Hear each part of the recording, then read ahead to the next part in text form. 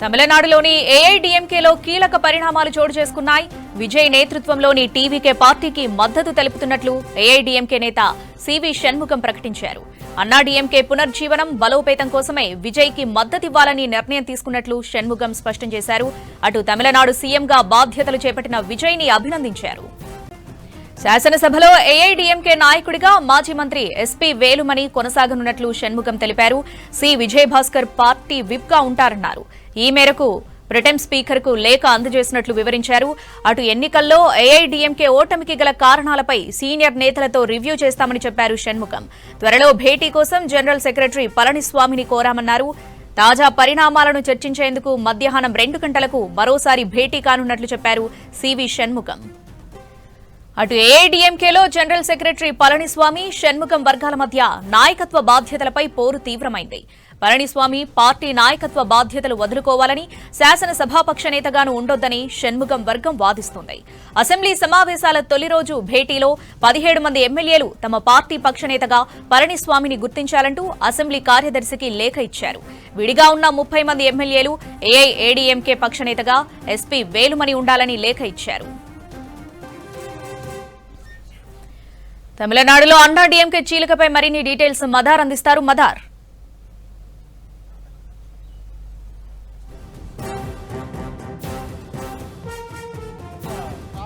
మొన్నటిదాకా తమిళనాడు ముఖ్యమంత్రిగా విజయ్ ఎప్పుడు ప్రమాణ స్వీకారం చేస్తారు, వాటికి ఉన్నటువంటి హడ్డిల్స్ ఎప్పుడెప్పుడు తొలగిపోతాయా అనేటువంటి అంశాలతోటి వార్తల్లో నిలిస్తే తమిళనాడు ఇప్పుడు ఏకంగా చాలాసార్లు అధికారంలో ఉన్నటువంటి కీలకమైనటువంటి పార్టీ ఏఐడీఎంకేలో చీలిక ఇప్పుడు మరోసారి వార్తల్లోకి ఎక్కింది.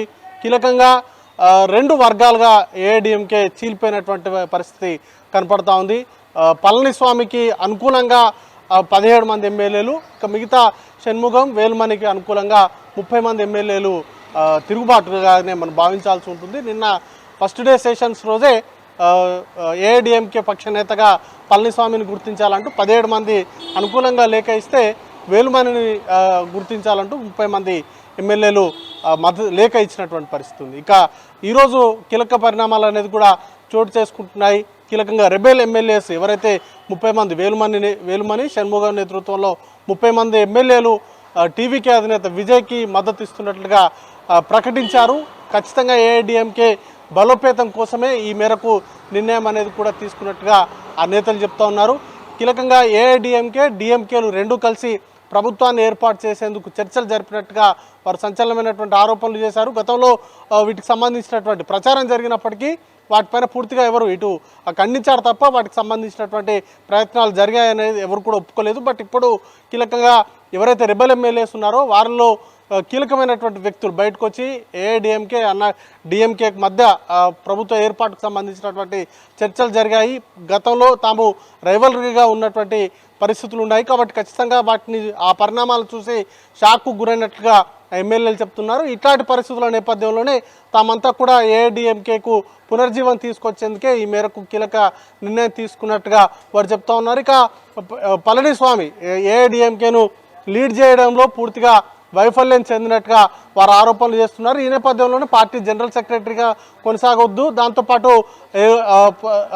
ఏఐడీఎంకే పక్ష నేతగా కొనసాగొద్దంటూ కూడా వారు డిమాండ్ చేస్తూ ఉన్నారు. తక్షణమే జనరల్ కౌన్సిల్ మీటింగ్ ఏర్పాటు చేయాలి, పార్టీకి సంబంధించిన ఓటమికి సంబంధించినటువంటి అంశాలపైన పూర్తి స్థాయిలో రివ్యూ చేయాలి అనేటువంటి డిమాండ్స్ కూడా వారు వినిపిస్తూ ఉన్నారు. పార్టీకి సంబంధించి జయలలిత మరణం తర్వాత ఏఐడీఎంకేకి సంబంధించిన పార్టీలో కీలకంగా జయలలిత అంతటి చరిష్మా ఉన్నటువంటి లీడర్ల లేమి అనేది ప్రస్ఫుటంగా కనిపించింది. ఎన్నికల్లో కూడా గతంలో ఇటు అధికారం అనేది కూడా ఉంటే డిఎంకే చేతిలో, లేకపోతే ఏఐడీఎంకే చేతిలోనే అధికార మార్పిడి అనేది జరుగుతూ ఉండేది. కానీ జయలలిత మరణం తర్వాత ఏఐడీఎంకే పూర్తి స్థాయిలో తన ప్రాబల్యాన్ని అయితే కోల్పోతూ వచ్చింది. ఈ ఎన్నికల్లో కేవలం 47 స్థానాలు మాత్రమే కైవసం చేసుకొని 3rd ప్లేస్లో ఏఐడీఎంకే నిలిచింది.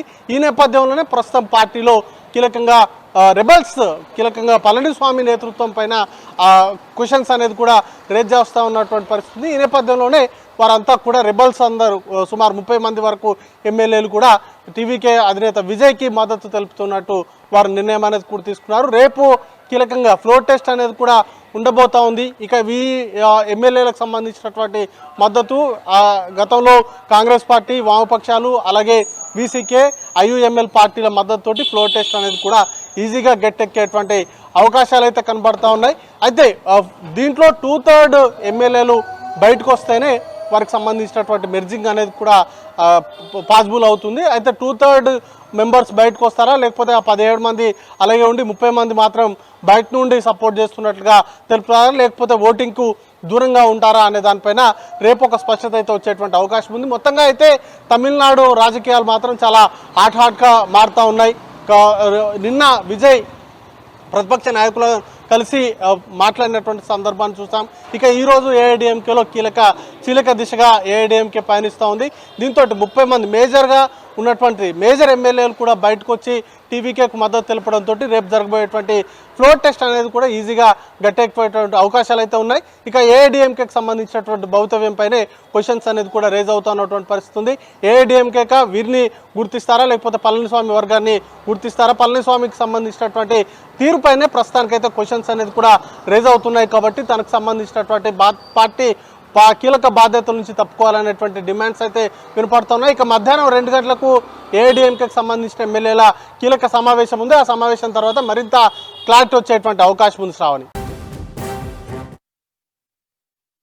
as a AIDMK, as a party in the recently concluded election faced a defeat. Not only in the recently concluded election, in the past election also we faced a defeat. So we decided and asked our General Secretary to convene the General Council meeting and to discuss what is the problem, why we got defeated in the elections, to discuss and take further action to the development and interest of the party. We asked him to convene the General Council. We expect our General Secretary to convene the General Council meeting, and in the meantime they proposed some proposal, which is we as a ADMK legislative party to form the government with the support of the DMK government, which is against our founding principles, because the ADMK was founded because of to uproot the DMK, the evil force, to wipe out the evil force DMK in Tamil Nadu. That is the only and foremost aim of the AIDMK, which is now founded by our Dr. MGR and which was saved and protected by my Amma. But now some proposal which is against our principle, basic principle of our party. To align with the DMK, we are not, our legislative parties and party men are against to that proposal. We opposed. So, and our legislative party in the meeting, we take a decision.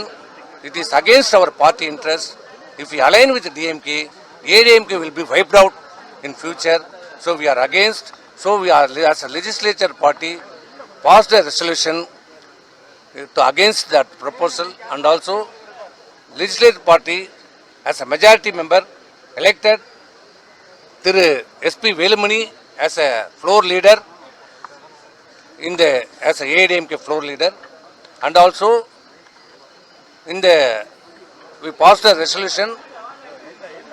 We accept the people mandate. The people mandate is for not for TVK. The mandate is for Chief Minister Vijay.